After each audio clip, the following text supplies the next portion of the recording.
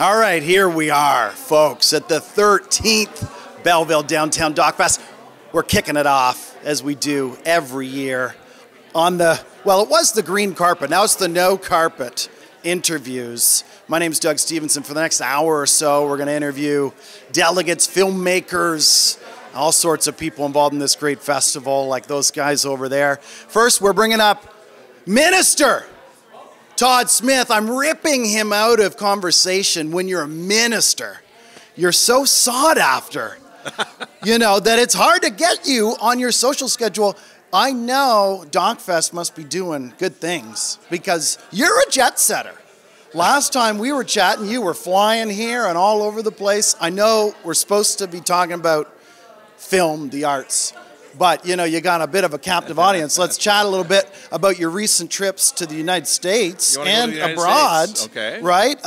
Promoting what we're doing from a nuclear point of view in the province of Ontario. We're going to talk nuclear. Well, why not? We're here. Right. There's a camera rolling. Well, it's a film festival. We are leading the way when it comes to nuclear and small modular reactor development, and that's why I was in Dubai. It's why I was in Paris and London and Atlanta. I told you he's a jet setter. And Calgary and Edmonton, and the list goes on and on. Yeah, Ontario's leading the way, so it's been an exciting time. Yeah. And what a neat portfolio for you to be a part of. Yeah. I mean, you must be just learning an incredible amount week over week. I have almost as much energy as you do, Doug. So that's a lot of energy. That's a lot of energy. No, I'm really enjoying it. It's fascinating. I've been involved with the energy sector now for probably 10 years, but the last 3 as the Minister of Energy for Ontario, and it's really taken on that international kind of focus with the SMR development and some of the other nuclear things we're doing. So it's been great. That's awesome. I love it. Well, I know we're always rooting for you in the Quinte region. And it's awesome to see you in that position. Now we're going to bring it back. All right, back because we're in a film festival. It's Belleville Downtown DocFest. You know, we've talked about this before. Ontario Arts Council and provincial funding mechanisms play a big role in this. You know, I know just from even looking around the lobby here, we got multiple folks, including the festival itself, who's benefited from Ontario Arts Council funding. How important is that, you know, when you're sitting down together and you're building a budget? You know, how important are those mechanisms across sectors, especially the arts? Well, I mean, the Ontario Arts Council, its mandate is to ensure that great programs like Belleville Downtown DocFest are successful, and they've committed money over the years to this festival. The Ontario Trillium Foundation has also committed money, most recently actually this last year for this festival, just to help those who run the festival get the tech that they need to make sure they can sell tickets and those types of things. So, you know, the Ontario government is very committed to culture and tourism and filmmaking and all of those things. So we obviously want to do a lot more as well, and we're working together, Doug, with you and your team to make sure that we do that, because there are so many opportunities, and I think you know, Ontario is there to support this industry and ensure that filmmakers in our province, and there are many of them spread across the province, but there are many right here in the Quinte region as well. Well, and I think people often lose sight of the fact that, you know, one of the biggest film mechanisms in North America is right there in Toronto. Yep. And so, you know, you got hard work when you're trying to sit down and figure out how to dole money like that. But also, how big of a generator is something like film for this province when we consider the amount of filmmaking that's happening in a GTA? Well, it's billions. Yeah. It's billions of dollars. Heck, there's a CSI Toronto that's coming out. Isn't that amazing? It is amazing, right? So, you know, there's TV shows, there's films, there's documentaries, there's all kinds of things happening in the sector. Of course, studios for commercials and things like that as well are very, very busy. And so this really is a hub for that type of activity. There's a number of different programs that are out there to support the industry, particularly in the GTA, but in Northern Ontario as well. And we're going to make something happen here in southeastern Ontario too. Yeah. And, you know, we're in Belleville right now, but in your Quinte riding, you know, there's a lot of excitement related to film. There's a brand new film festival happening in Prince Edward County that received some funding as well. Yep. You know, again, how difficult is the balance? You know, you gotta kind of have a foot in everything. Yep. And get to know everybody and be familiar with all this stuff, and then ultimately bring those messages back so you're telling those stories. You know, how hard is that to do? And especially when we talk about the arts, which is typically something that might be, you know, a little lower on the priority scale, especially considering social services right now. Well, there's a lot of priorities, obviously, for the Ontario government to consider, but Minister Lumsden has been around the province making all kinds of announcements, and we have too, through the various programs that we do have. He was with me, actually, in Picton in Prince Edward County last summer when we announced the funding for the Prince Edward County Film Festival at the beautiful Regent Theatre in downtown Picton. We're very, very lucky to have venues like the Regent Theatre, and we're very lucky to have this beautiful venue here in Belleville, the Empire, to be sort of the anchor tenant for Belleville Downtown DocFest and the key gala nights. So yeah, there's a lot of work being done at the provincial government. There's a lot of work being done by volunteers in this community to help make this thing happen, and it takes a lot of community partners to make something like this roll. Yeah. Well, listen, always appreciate your time, Minister.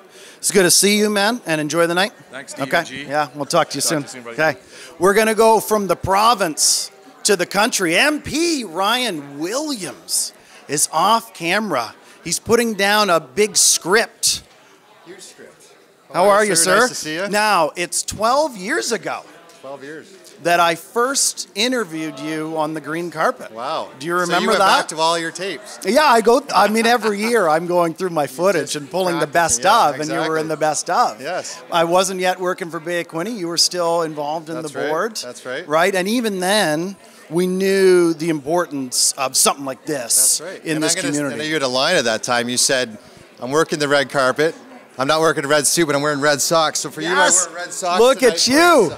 Well, Doug Stevenson classic line. Now I got my green socks on for DocFest. Looking good. Looking good. And so, you know, this is a place that has been dear to your heart for a long time, City of Belleville, place where you're, you know, living with your wife and raising your kids. That's right, yeah. And so, again, as somebody who's back and forth to Ottawa and experiences a lot of other communities, right, through discussion, you know, how much importance is there to these sorts of festivals, and how do they stand out? Well, I think it's one, important to have these festivals, but two, to have them 14 years in a row. Yeah. And, you know, for downtown Belleville is awesome. I lived downtown for a year. Allison and I live just down the street here, and we get L'Auberge de France croissants in the morning, and we just loved living down here.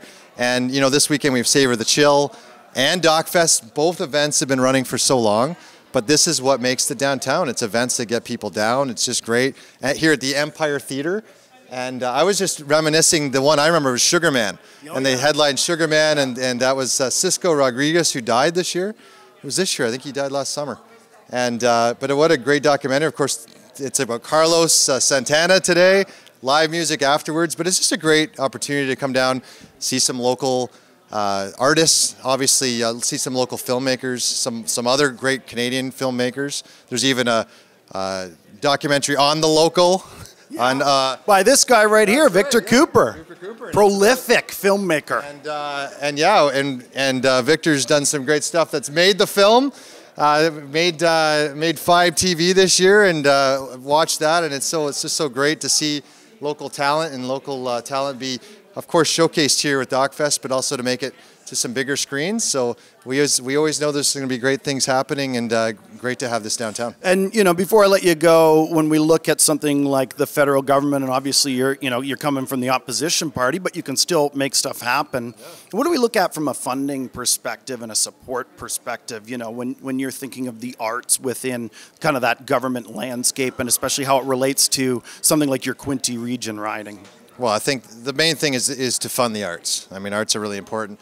I really believe in local arts, so making sure we look after, you know, we have the Plein Air Art Festival that talks about local, you know, painters and artists who do streetscapes and different things. We have the Mayor's normally Arts Week and Arts Luncheon that happens here. It's all downtown, it's around downtown, but also, you know, film and dance, and my daughter's in gymnastics and dance itself, and that's really important here in the region. You know, the arts are incredibly important, and it's important federally to fund that, and certainly that's something that I'll always look to support. Awesome. Well, 12 years later, here we are back on the green carpet. Nice. Thanks for wearing red socks. That's right. Yeah, enjoy the night, carpet. Man. We'll talk to you soon. Enjoy. Yeah. Next up, we got our first filmmaker, Chris Sanhesen. Come on in here. How are you? It's nice to meet you. Thanks so much for being here with me. Thank you so much. You know, tell us a little bit about your film to start. Yeah, so my film is called We Will Be Brave. It's a feature documentary that follows the story of The Good Guys, which is a Toronto-based artist collective who are committed to sparking conversations around healthy masculinity using art as their catalyst. So what motivates you to make a film like this? You know, why do you want to tell this story? Oh, it's a great question. I mean, I think that intentionality is a question that every documentary filmmaker should ask themselves. And in this case, and in every case when I make my films, I'm really looking for the spaces in between and the perspectives in between a major topic or issue where those voices have not necessarily been heard or given the opportunity to be heard. And in this case, you know, speaking with racialized men living on the margins who are, you know, pursuing careers in arts, it's like, how do you manage with, you know, all the stresses of life and are still like doing this community work and trying to be better men. And that's not something that we hear a lot about, people who are pursuing this kind of work. So yeah, I'd say overall it really is just looking for these spaces in between. And if I'm not wrong, this recently picked up an award at the Real Asian Film Festival. Tell us about that experience and congratulations. Thank you so much. That was an amazing experience. It was our Toronto premiere. And because the film, you know, we shot it, everyone is from Toronto. We had a great turnout. And all the guys in the film are based in Toronto as well. So, you know, the community really turned out that day. It was a beautiful screening. We had some amazing feedback from the community saying, wow, we really don't see conversations like this. And since then, a lot of interest. And I mean, winning the Audience Choice Award for Best Feature Film there was amazing, and really grateful for that. Really cool. This guy's got us framed up. I need you to come one step in. That's okay. He wants us to be close. You know, I just had our MPP for the Bay of Quinte riding, Todd Smith, here. We were talking about Ontario Arts Council funding. Oh, yes. Couldn't help but see on your website you've been supported by the OAC. Yes. So, you know, tell me about the importance of that for an artist. Oh, amazing. I mean, yeah, the Ontario Arts Council was pivotal in getting my last film out to different audiences. And so, you know, we were a recipient of their touring arts grant, and with that fund we were able to go to different communities up north, First Nations communities, and share films with audiences that typically wouldn't get to see this film in a theater. And I think that's what funds like Ontario Arts Council and their programs can really bridge those gaps, right? And ideally connect filmmakers with audiences. So yeah. Okay, before I let you go, we got a lot of film buffs watching, right? If I understand correctly, you're also program director with the Canadian Film Festival. Oh, I was a film festival manager at Breakthroughs Film Festival. Okay. I'm no longer in that position, but I am a big fan of the Breakthroughs Film Festival, and I believe, I'm not sure if their submissions have closed or not, but their festival is coming up in a few months. Definitely a film festival to check out. That's awesome. And when do you screen over the weekend? Oh, yes, my screening is happening Sunday afternoon at the Pinnacle Playhouse, and I'll be there for a Q&A, so looking forward to seeing the audience. Awesome. Well, enjoy the night tonight. Thanks so much for being here, and we'll see you soon. Likewise, yeah. We got another filmmaker, folks. Nikki Otten is going to make her way up here. Come on up. How are you? That's nice to meet you. Nice to meet you as well. Now, within about 20 seconds of Googling you, you're prolific, for crying out loud. I mean, wow. You went to OCAD, you're over going to school in Columbia and Chicago, you know. You must have the wrong Nick. Oh, I'm sorry. No, okay. I'm getting somebody mixed up then. But I feel like I feel like it's very similar, but just a different journey. Okay. I was at Trent University, Queen's University as well. Did my undergrad in Indigenous Studies and my master's in Sustainability Studies at Trent, and did my teaching education at Queen's. You're right, I'm getting people mixed up. Yeah, totally. We're talking about your film, which is Nikki's Ganyagahaga Story. That's right. Is that correct? Great pronunciation, too. Well, Thank you so much. I'm working on it sometimes. What made you want to tell a story about learning Mohawk language? It really was a healing piece for me because I didn't get to grow up with the language. Yeah. I grew up in the town of Deserano, just nearby, and so I'm from Tainanega here, next door, and so having gone to school in town, I didn't have access to, well, even on the reserve at the time, there was no access to Mohawk language, and so it was really a big thing for me in my 30s to go back to school and learn the language, and to just share that with other people who might be going through the same thing. We didn't talk about being Indigenous as kids, you know, I'm 50 now, so In my elementary school, I didn't realize I was in a classroom with other Indigenous kids because nobody talked about it. And so now I feel like we're all in a kind of a space where we're like trying to reconnect and and it's an emotional and it's a healing piece, right? So I wanted to share that with people and for the rest of the population to understand the emotional journey it is for our people. To coming back into that, the disconnect that has happened, even inadvertently, whether it was intentional, not intentional, whatever the case may be. For my mom, she had married out off of the reserve, and so we were not able to access reserve resources, right, because of the Indian Act, and so wanted to make sure that story just shared a little bit of that intimacy, and it's much deeper to share it here in this community. Sure. I've shared it in Peterborough at the Reframe Festival, but it's very different feeling coming into the Belleville, where my community is right here. Well, and with Tyendinaga Mohawk territory right next door, what's been the reception from the local Mohawk community? It's been very, very supportive. I was able to share it with a few people prior, and so there are a lot of people who really identify with the story and who are very supportive in just the film in general. So it's been wonderful. Do you get a sense, when you're speaking with people or doing screenings, how many people within the Mohawk community actually can speak the language? It's a very intimate circle. Yeah, there's not a lot. In my own community, we have no elder first language speakers left at all. And so we've all gotten to know each other very well, those who speak some level and at lots of different levels. And even within our communities, Six Nations and Ganawage, Akwesasne, like that, all the speakers sort of know each other, right? So yeah, it's not a lot, but it's growing with the efforts of the immersion schools that are happening in every community. In Tyendinaga, we have the Gawana Uwe Mohawk Immersion School that goes to grade 4. Yeah. So I'm very excited that my grandson gets to go there now. Yeah. So yeah, it's a big deal. Before I let you go, for anyone who's either Indigenous, Mohawk, or someone like me who isn't, who might be intimidated about learning some of the language, but wanting to make an effort to be, familiar and colloquial with, an Indigenous community which is right here, what would you say to them? Don't be afraid. Yeah. Don't be afraid. Go to events, go to the powwow. Lots of people still believe that it's only for Indigenous peoples, but it's not. It's for everybody. Go to, just various events that are open to the public. Go ask some people some questions. Not everybody will be responsive, but there are often lots that are. And so my best advice might be to ask first. Yeah. If it's okay to ask the questions. Yeah, but most people would be very responsive to that. I apologize for the mix-up. That's okay. That's okay. I want to say, yes, well, you still are. You still are.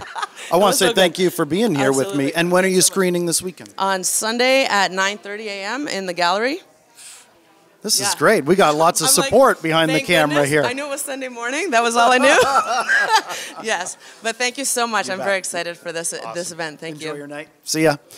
Next up, we got Aaron and Angela Bell. Come on in here. What do we want here, Victor? Do we want a flanking? Do we want both like this? Okay, come on in. Come on in here together. There we go. Aaron and Angela Bell, local filmmakers.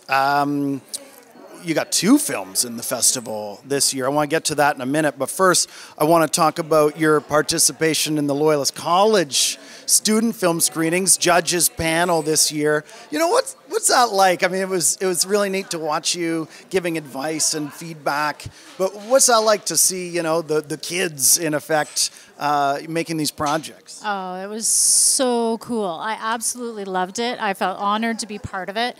It was just great to see their creativity and the way they put some of their films together. Just absolutely wonderful. Loved it. And were there things, that kind of surprised you at all? Absolutely. I think the first thing that surprised me is when they introduced us as expert filmmakers.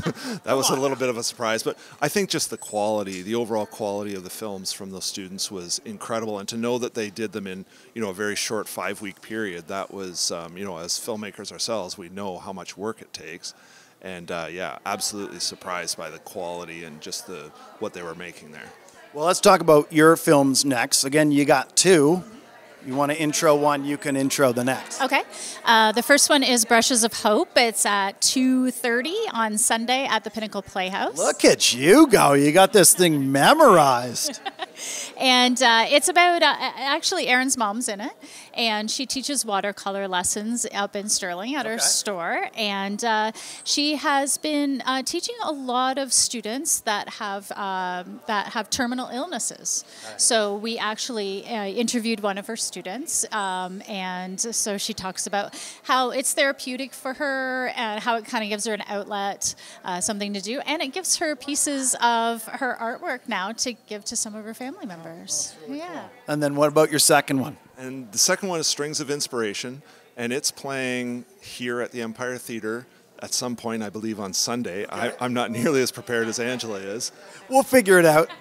But it's just a neat short film about our friend Chris Tischbein, who is a solo bass player and just makes incredible music and is just an incredible creative force, and really enjoyed making this film. And I think people will really enjoy meeting a little bit about Chris. I feel like if we sat down and scoped your filmography, there would maybe be a sports theme, but I don't know that, and I guess there's maybe an arts theme here, but I don't know that there would necessarily be a whole lot of other themes. Like, I'm every time I run into the two of you, we're telling this story, and now we're telling this one. And how do you choose what story you're going to tell when there's so much out there that you can be working on? We're a little spastic, I guess.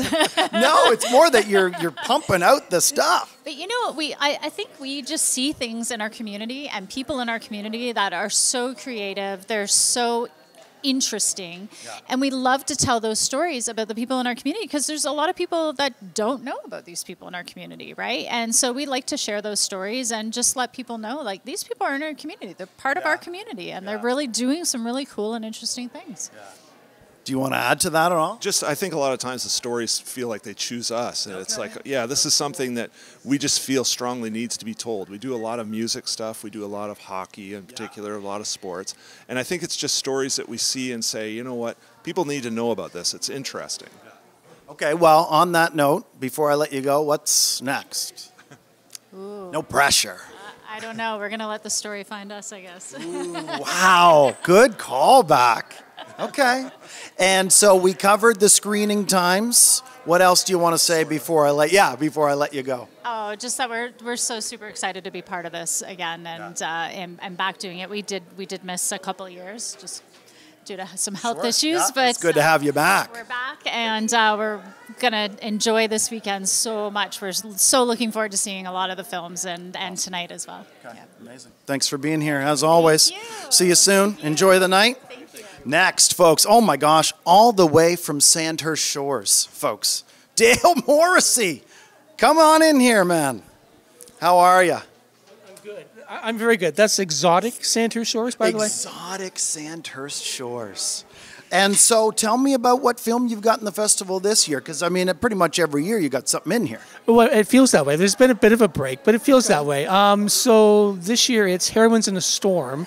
It's episode 4, actually. So it's a part of a 4-part documentary series. And this episode is titled The War at Home.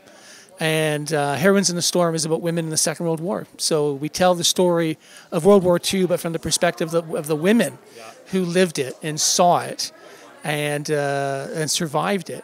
And episode 4 is about the women who took part in the war effort at home and kept things rolling, either by working in the industries at home, volunteering, or even playing professional baseball. Yeah. When I read the description, I was excited because my Nana was stationed actually here up at Camp Picton, staying up at Camp Picton, working out of Mountain View during World War II. So to me, the story really resonates. Well, I think that's the great thing about this series is it resonates with a lot of people for a lot of different reasons. And for me, my grandmother on my dad's side was a war bride. She was in Scotland during the war. She she worked in a munitions factory. She volunteered, for Red Cross over there, and came over in the Second World War. And then my other grandmother on my mom's side worked as a farmer's wife, and then also volunteered. And so there are stories to be told. And I think that's important that these stories, I think, are there for people to see, especially today. And we got to not just tell their stories, but get them from a first-person perspective in a lot of different ways. And these women they're disappearing. These faces and these voices are disappearing. Before I let you go, I want people to hear about, one of your other most recent projects. You were doing some great hockey stories that I know were airing on PBS in the United States. You want to talk just a little bit about that? Sure. So a lot of our hockey films are on PBS. We've got another project coming out on PBS as well called Being Leafs Nation, which I know you'll love, being a Canadiens fan. Hey. So I'll still watch it. You'll still watch it.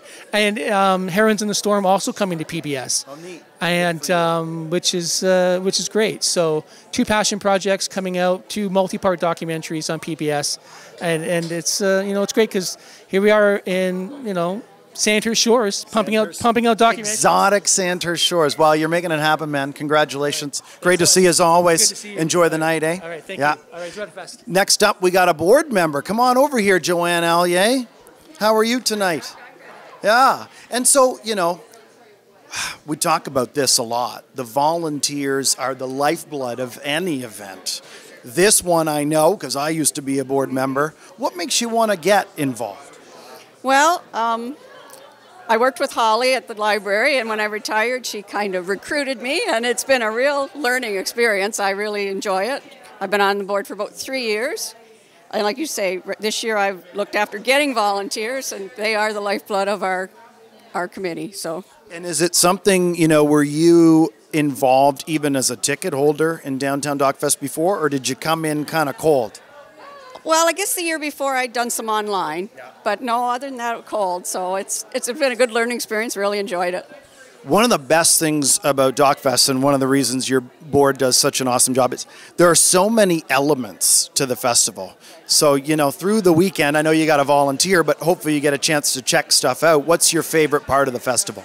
I like the gala tonight. I really enjoy the gala. And there's a couple of films, local films I want to see, and maybe some of the student films. Tuesday, I was at the school screening, which I thought was wonderful. It's so great for the kids to be able to come and see the films. Well, let's talk about that for a minute because, some people come to the weekend, they don't even know the school screenings exist. Can you talk a little bit more about what those are? Yeah, I believe it's grades 7, 8, and 9. Schools are invited to the program, and they show a film geared to students. This year it was, sorry, I can't remember the title, but it was a good one about online back when web first came on and how this person got caught up in this web thing. And then they had him on Zoom after. The kids could ask him questions. They were so engaged, and they really went over well. That's awesome. It's such a great experience for those kids, too. For them. They really enjoyed it. So. Is there anything else you want to say? Just that the committee does a great job. Holly does a wonderful job, and it's going to be a great festival.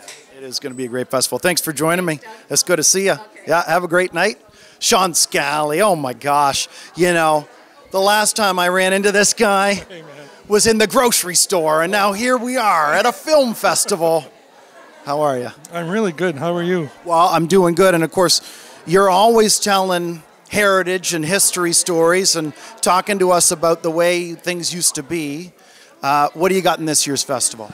This year it's a story of the Quintes. Is the greatest band from Belleville you've never heard of. And at the turn of the 20th century, there was a Scottish bagpipe band and troupe out of Belleville that I'd never heard of. And I came across the story in a antique gramophone magazine. And I said, who the heck are these Quintes guys? And so I did a bit of research, and lo and behold, at our little treasure of an archive, Community Archives, there's a whole album. So I was able to piece together, and with some friends that I have in the music kind of business, we found some records which we were able to digitize and play. So it's a pretty cool story of Belleville for sure. That's really neat. And, you know, working with all of this old material, you talk about digitizing and this sort of thing. What are the skills you've had to pick up to make this stuff come to life? Sometimes I have to actually find old pieces of electronics to actually fix them to play some of this old this music back again, which is kind of fun. So tinkering and research, yeah, that's a lot of fun for me. That's awesome. And so, you know, you've been involved in this festival for a long time. You've been on the committee. You know, what's your favorite part of the weekend and through the week?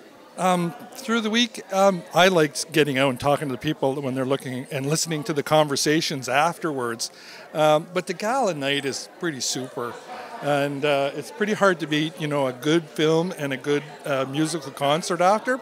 And in the last years, it's been so amazing, like a big deal.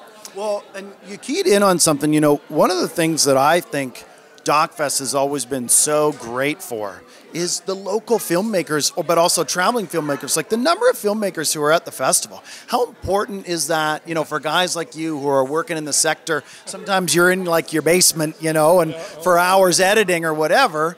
How important is it to be able to meet up with people in the sector? It is important because you realize that you're not really alone here. You're not the only one in your basement, like you said, editing. But to kind of be able to show something in your hometown, and I'd rather be, you know, a hero in my hometown than to be a hero anywhere else. Sure. Because I like telling the stories of the people here. And I think it's important to keep this history alive and use places like the archive, which I really love. And you do a pretty good job, too. Oh, thanks, man. Well, listen, it's always a pleasure. Thank you for joining me on the green carpet. I'll see you in the grocery line. CEO of the Belleville Public Library, Trevor Pross. How are you, man? Good. How are you? Look at us, the black shoe guys. Yeah, oh yeah, we're styling tonight. Yeah, that's okay. It's not really winter, but it's tough out there on a shoe. Yeah. Oh yeah. Yeah. I mean, we have such hardships. Right. Yeah. It's Turkey. Listen, okay, enough about fashion. You know, the Belleville Public Library has been instrumental to DocFest, really since the inception, donating space and you know, a lot of your staff are a part of this thing. Yeah. You know, why is it important for the library to play that kind of a role? I mean, I don't know about instrumental. We've supported it. We love it. Our staff have done so much work volunteering for it. And then, you know, we're part of the culture scene, right? We got the gallery. The library and the gallery are, you know, just the heart of culture in downtown, kind of, and it just works. It's an amazing festival.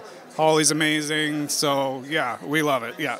Well, and you mentioned the gallery, and I know you had a big kickoff last night. Even Victor and Jody Cooper had a piece in there. How important is it to get people in through the space for various events? You know, not just okay, this is a library, I'm going to get books. Yeah, it's become a community center. It's a cultural center, and especially now, we need people to come downtown, support the businesses, you know, support the library, and just it's much more than, like you say, just books or a place to go to, you know, have a story read or something. It's just like a community center and an artistic center. The gallery is an amazing space. There's not very many places that are municipally funded like that, or art galleries that are publicly funded. So we just, you know, anything we can do to work with other groups and support things like this. But really, we're benefiting. We're getting people coming in. We're getting more awareness of the gallery. So, I mean, yeah, we provide a space, and you guys do the rest. So, yeah. So I'll just get you to take one step in while he's got us framed up here. Another neat thing about the library, you know, Sean Scally was just here talking about how he uses the archives, you know, to help facilitate what he's trying to do in terms of projects. You know, again, this is something I would venture a guess most people don't even know exists within the walls of the library. How important is that? Yeah, the archives is, you know, it's run by the city, so it's like a partner organization. It's the city and county thing, but another amazing resource. You know, it's right there. It's all there together. The gallery, the library, the archives, we all work together. The Historical Society has a presence in the library. We have some historical documents, but they really, you know, are the place to go for true historical records. So yeah, it's a really great resource if you haven't been there, or, you know, you can drop in, I think, Monday to Friday, and yeah, it's also another sort of gem. Yeah. Just go hang out at the archives. Yes, I like yes, it. yes. Okay. Definitely hang out at the library. Yeah. What else do you want to say before we let you go? Just thanks to DocFest. You know, thanks to you and Holly and everybody, Jane, Joanne. Like, a lot of hard work goes into it. Like, a ton of work. So they're hustling. Yes, constantly, yes. I don't know that people really realize just how much the volunteers do, so yeah, so big thank you for that, so yeah. Good to see you, man, as always. Yes. Enjoy the night. Right, we'll see you soon. Okay. Next up, we got Therese Schechter. I got to go off camera to get her. I'm calling you in. Get in. That's okay. You can bring your bag if you need to. Come on in here. Thanks for being here. Now, I wanted to make sure I'm pronouncing your first name correctly. Is it Therese? Therese or Teresa, whatever you prefer. And so tell us about your film. Okay. Can I look at the camera or like look at you? Wherever you want to look. Camera? Yeah, let's look. Okay. So my film is called My So-Called Selfish Life. It is about the choice not to have children. Still a very contentious choice in this day and age. And in a larger sense, it's about reproductive freedom. So really the ability for anyone, whether they want children or not, to decide that instead of having it decided for them. Well, it's a huge topic right now. I mean, when we think about the politics of reproduction, especially in the United States, I work for an organization that needs to know statistics. And when I was growing up in the 80s, our families used to have over 3 kids. Now we're having something like 0.8 kids per household. And so the population's reducing. So, I mean, I can see where this is going, but what motivates you to tell a story like this?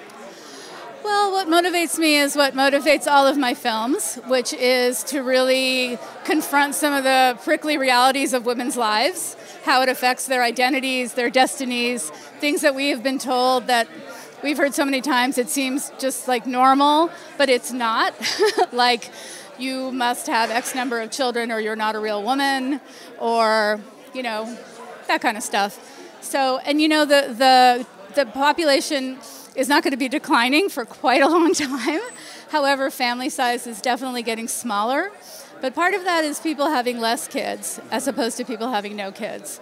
And I think that's perfectly fine. It's a profound thing to bring a child into the world. You have to make a decision on that.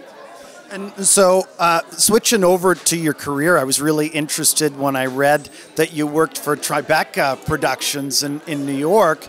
You know, what's an experience like that when you're working for a production company that's headed by a guy like Robert De Niro and other very, strong filmmakers? What's that experience, and how does that, propel you forward and help with, the future years of what you work toward?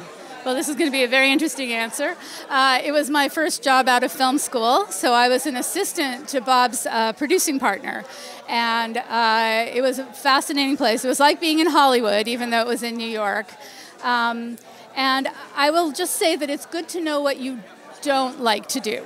Sometimes that's maybe more important, right? Very important, yes. So after about a year, I started making documentaries.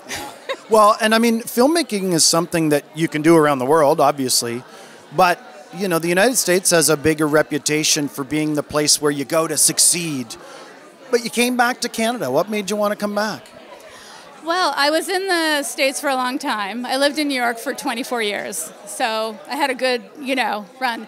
I came back to Toronto because my family's here, and I love my family, and I wanted to be able to spend as much time as possible with my parents and my sister, and it's that simple, really.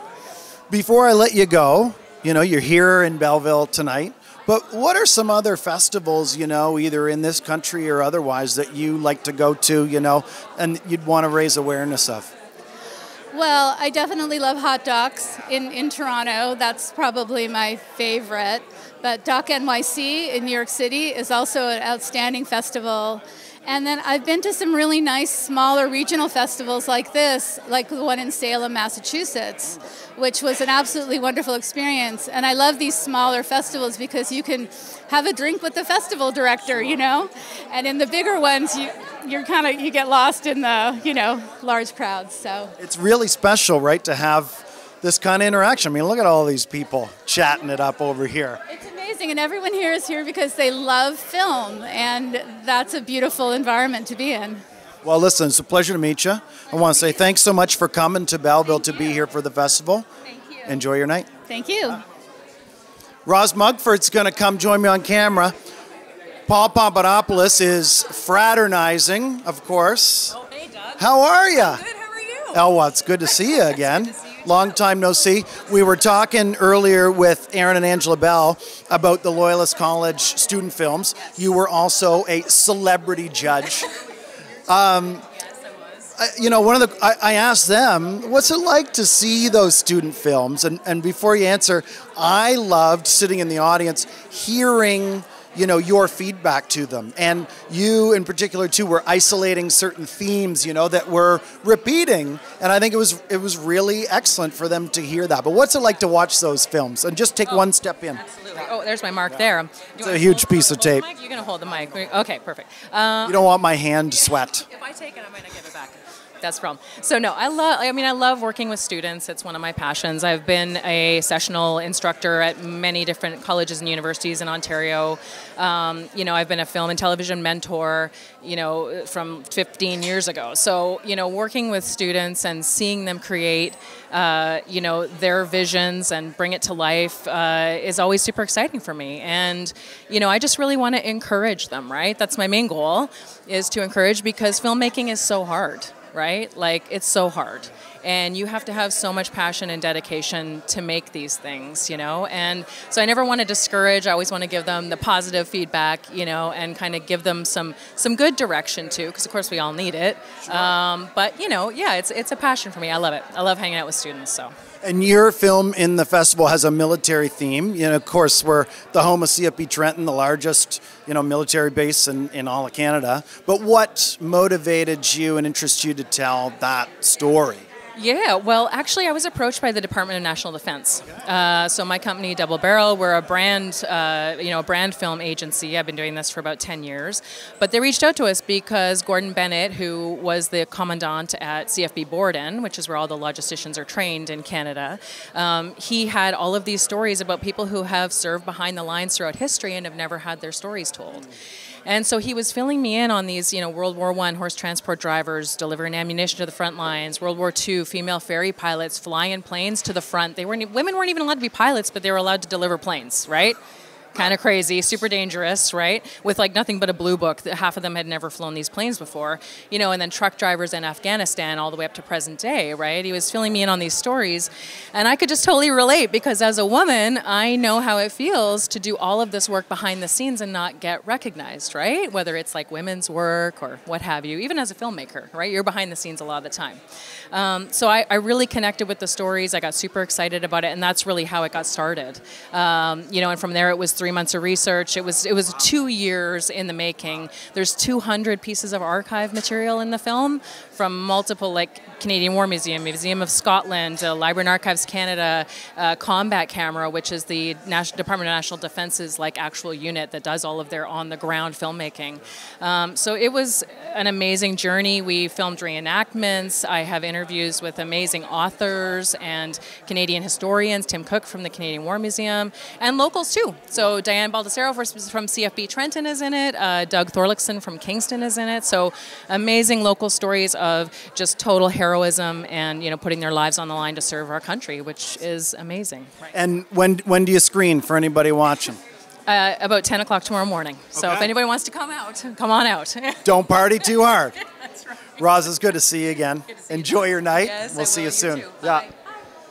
We got Jay Vasquez here, musician. Come on up here, man. How are you? Doing great, doing great. So, first of all, I love your blazer. Listen, I love it too. And you're playing tonight. Absolutely, yeah. We're going to have a great show after the screening. It's going to be great. And so, you know, a town like Belleville, we got a great little house in there, 700-seater. How does it feel being in, you know, smaller towns like this, but getting a nice reception? You know what? Small towns are fantastic. People are so into the entertainment, into everything that happens, and we give 100% whether it's 10 people or 10,000. Well, and listen, I know everybody's really excited to have you here tonight. Of course, we're going to watch, you know, this story of Carlos Santana. So, how do you get involved in this style of music? What got you into it in the first place? Well, I'm actually from Mexico. I was born in Mexico, Mexico City. I grew up in Acapulco, the beach. And when I was around 7 years old, my father, who is a musician, guitar player as well, he told me, son, come over here, siéntate, sit down here for a little bit. And he played a couple songs by Carlos Santana. Oh. Blew my mind. There's one song, freaked me out and changed my life forever. Okay, what's that called? Black Magic Woman, which we're going to do tonight. Yes! It's going to be great. And so how long have you been playing this style of music? Ever since I was like 15, I picked up guitar, started doing it. Came to Canada 17 years ago, and 2 years after coming to Canada, I started a Santana show, a Santana tribute show. We've been all over the States, Canada. We did a tour in the Middle East. It's been going great. Amazing. Have you ever played at the Empire Theater before? No, we haven't, and it's very exciting. Beautiful, classy venue. The sound is great. These guys know. These guys know what they're doing. Yeah, they're excellent. All I have to say is, wow, we're going to have a great time. And have you seen the film? I did. It's okay. I went in, I bought it from Amazon Prime, and I said, I got to look at it. Because I was thinking about our set, what we were going to do, and I said, I want to know what these people are going to be feeling when the screening ends, what's going to be happening in their hearts. So we go and bam, bam, bam. So let me put it this way. The film tells you the story of Santana, and we're going to tell the same story with the music. That's cool. Very thoughtful, man. I love that you created a custom show just for this. Absolutely. There was no other way. Santana, my guy. Love it. Listen, man, it's a pleasure to meet you. Thank you so much. Yeah. Enjoy the night. Thank you. Break a leg and have fun. Thank you so much. See you later. We got Councillor Garnet Thompson in the wings. Come on over here, Garn. How are you, man? Wonderful. Good to see you. Nice to see you, guys. Well, likewise, eh? Isn't it a great day? Well, it was a beauty out there. It All was. sunny. It's like it's spring. And people are coming Look, you out. didn't even do your jacket up. No. Should I do my jacket up? It's just so good and representative of this weather. Well, listen, man. I mean, we've had you here for interviews year over year. You know, you've always been a huge supporter of the arts as a councillor for the city. But, you know, these events are still a big deal. And how big are they for the city? They are a big deal because, you know, everything we do downtown, if we don't have a vibrant downtown, we got nothing. That's as simple as that. In my estimation, the downtown makes our city. And you know, this is one event that brings people downtown Friday, Saturday, Sunday, and the restaurants benefit, you know, and people attract people. If you get no people, nobody comes down. So this creates that excitement. The restaurants benefit, and you know, it gives people. The other day, going in the library, and going up to the art show on Thursday night, and people got on. They said, "I see this thing about a DocFest. What's that? Is that about dogs?" I said, "You know, we're going to get a little lesson on what a DocFest is because it's about documentaries." And they didn't know anything about it. And I said to Holly, I said, "That's amazing. The amount that we do, we can't get to everybody." Well, I mean, as you know, I'm in the business of marketing. I know. And it's incredible, right? No, this is year 13. Yep. And we still got folks out there who don't know what it is. But I love that you're getting the message out there. So I stopped them and I said, "When you're going up to the jury show, Holly's going to do a little description of what a DocFest is." So I filled them in. Well, listen. Great to be here. I appreciate you being here. Yeah, and congratulations to the organizers for a great show, looking for a great audience and a great weekend. Awesome, man. Thanks, We'll see you soon. We'll see you on the street tomorrow, too, for Savor. Oh, yes. Yeah, buddy. Yeah. We're flashing lights, but we got Mayor Neil Ellis here. He's going to come in.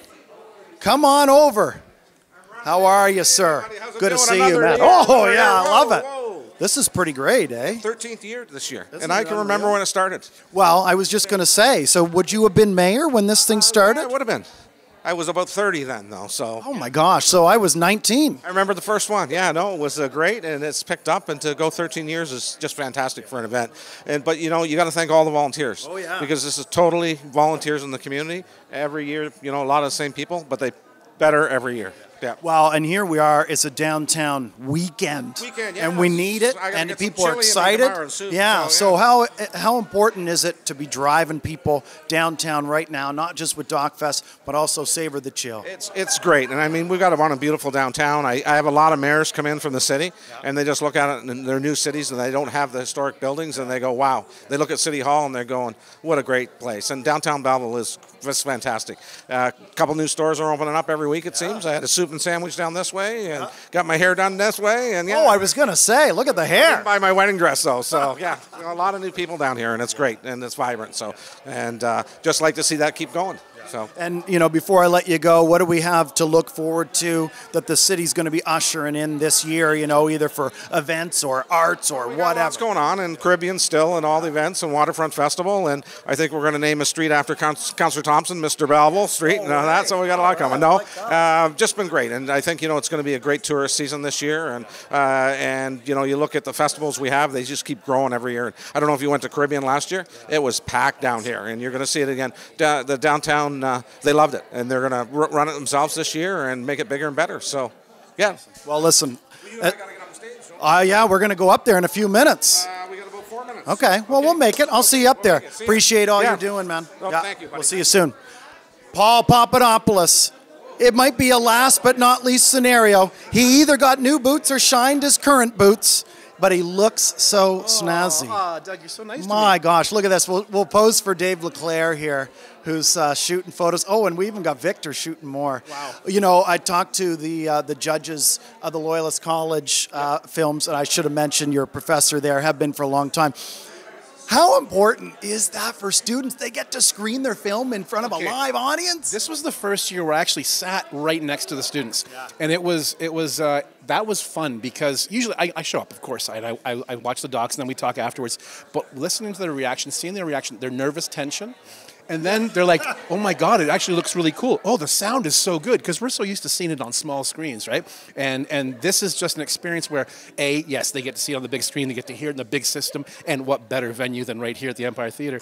But it also allows them to sort of like shed that nervousness of, they're so used to, it's internal. It's closed circuit TV, if you will. Nobody else is watching it. Well, no, there's an audience now, and they get that feel, that vibe. And to get the feedback from the audience, you know, the laughs when they're supposed to be laughs, the when they're supposed to be and so on, so they feel like, wow, this is real now. And I think they walk away with, this is the beginning, as opposed to, I've done something. No, this is the beginning of you're about to do way more. I thought it was really cool. Roz Mugford kept asking, who's my group? Who's the group? You know, and the students would put their hands right up like they were really keen on it. Yeah. I don't think a lot of people realize the degree to which you're covering in Loyalist the programming. You know, before we wrap it up, just quick elevator pitch for the Loyalist College television and new media program. Oh, wow. New moniker now, new name. So we're film, television, and digital content creation. I'll try to catch up. No worries. I'm trying to catch up. You know how many times it's changed in the past few years? But yeah, it's a program where, you know, we offer 3 years, two initial years, and then you can choose to depart and get out there and do things, or, and I highly advise it, take that third year, which is basically an advanced filmmaking certificate program, and that allows you to mature professionally. I could get into a lot more detail. I know we're short for time, but it's one of those programs where you really get a 360 experience on every single aspect of content creation, from conception of ideas to delivery onto the big screen. That was pretty good. How about this, too? Go to a Loyalist College open house if you want more information. Oh, do it. Pretty good, eh? Yeah. Always a pleasure, my friend. Absolutely. We'll see you soon, man. Absolutely, thanks. Okay, I think we got our last interview. We got board chair Holly Dewar and coordinator, the staff, Jody Cooper. Come on into frame. Oh, my gosh, ladies. Congratulations on another year of DocFest. You know, we talked to some of the volunteers tonight. I know what it is, but how much of a sigh of relief do you breathe when, like, the day's here, things work, people show up? You know, it all is what it was supposed to be. It's actually, it's like a shot of caffeine, really. Like, it's so exciting to see the crowds and see everybody here. Yeah, it's a real boost. It's great to see. And Holly, you know, we've been working with you for so long. You've been the chair for so long. Does it feel the same year over year? Does every year, you know, build new excitement? Or it really is true that every year is different, and so exciting when you're, as you say, like a hit of caffeine, and you see people like, boy, this afternoon we had our filmmakers panel, and incredible filmmakers, award-winning, and you just have an opportunity to talk one-on-one, the questions from the audience, 50 people in that audience. It was terrific, and you just, it's like, that's what you do it for, and you see people coming and excited to see the films and come to the gala. It's, yeah, that's what it's all about. It's wonderful. Well, and I know we got to get up on stage, but maybe before we go, one of the things you're most looking forward to through the weekend. Oh, one? I mean, honestly, tonight. I can't wait to the performance. I love the doc. The doc is incredible, but the music afterwards, I'm really looking forward to. He was terrific in the interview, yeah. Oh, and I'm going to say, well, we've got the Oscar-nominated 20 Days of Mariupol, and that is awesome that we have that film. I'm excited to screen that, and it's such a brilliant film. Yeah, just made for our time. It's important for people to see that one, so that's exciting. Holly and Jody, thank you. From interviews on camera to kick off the opening gala to going up onto the stage in about 30 seconds. We'll see you up there. That's it for me, Doug Stevenson, as we close out the night. Thank you so much for watching. We'll see you next year for the 14th.